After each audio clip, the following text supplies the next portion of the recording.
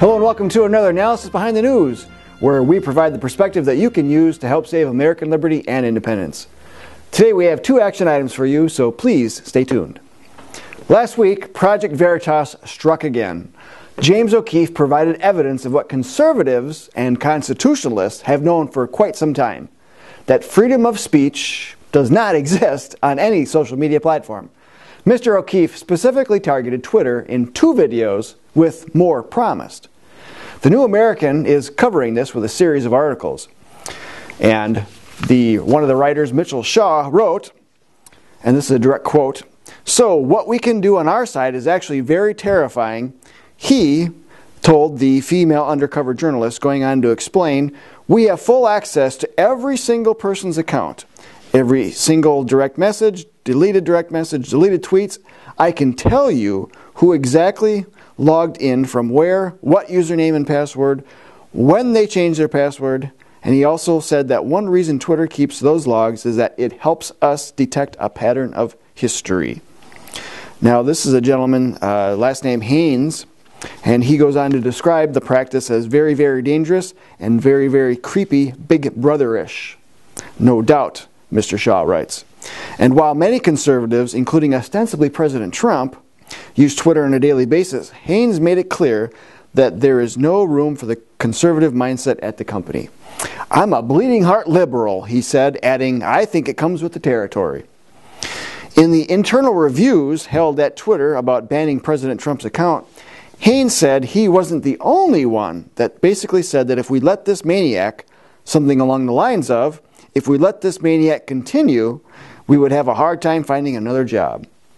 While the left-leaning philosophy of Twitter is not breaking news, the degree to which the company would be more than happy to help the Department of Justice with their little investigation is chilling, especially considering that a senior engineer at the company realizes that the methods for doing that are very, very dangerous and very, very creepy, big brother-ish.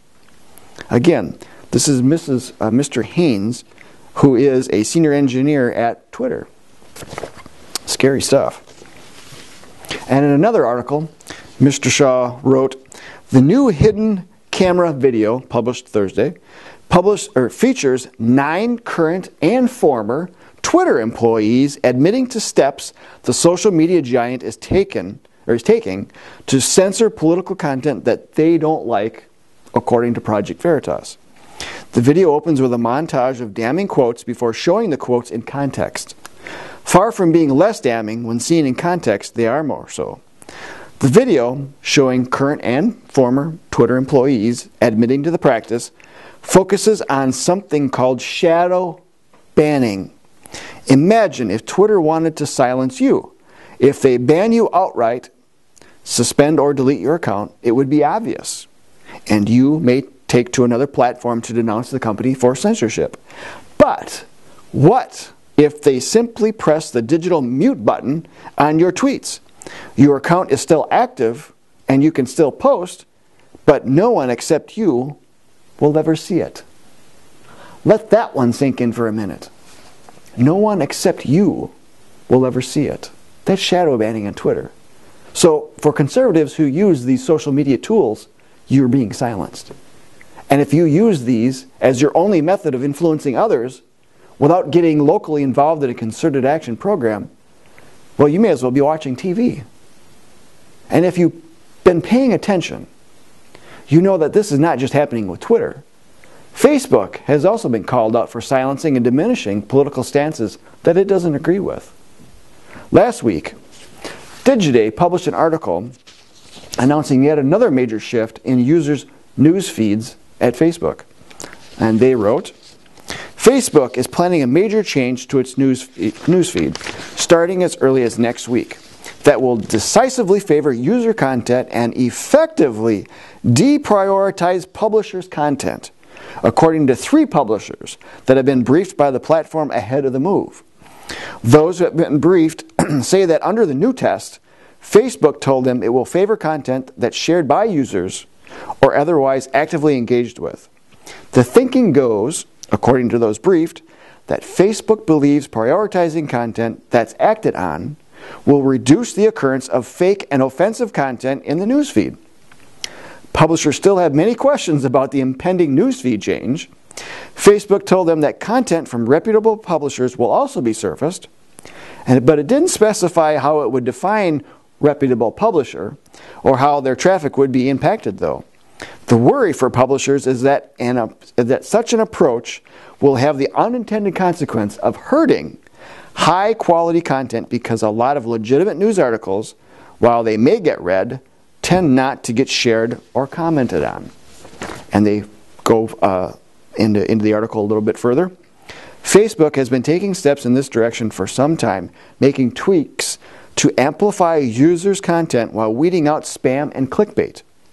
Publishers who have been briefed by Facebook believe this latest move would cause a more dramatic decline in publishers' ability to reach audiences in the news feed. Well, folks, we at the John Birch Society and the New American News Magazine have already experienced these declines over the last few years, which has forced us to boost our posts as ads in the news feed. And even then, we don't hit the traffic that we should be. Now, we could get into a much larger discussion about property rights, net neutrality, and how these social media platforms can do whatever they want, even though they do so deceptively. But instead, let us get into why anyone is on these platforms. Research continues to prove that most people get at least some of their news from social media. And if certain news isn't getting through, well, you may not be seeing the news that most affects you. According to Global Web Index, a trend in social media is that many social media users are coming to view social networks as sources of content rather than platforms that require active contributions, end quote. They call this passive networking, meaning that many users are not providing content, but looking to see what others are doing. And if conservative content is being squelched, then using social media as a main networking and activism tool is looking more and more like a very poor choice. So, where else can you go to network with like-minded people and actually be part of a concerted action program? The John Birch Society. Our founder, Mr. Robert Welch, created this organization with activism in mind. He devised a structure to the organization that creates a very effective membership.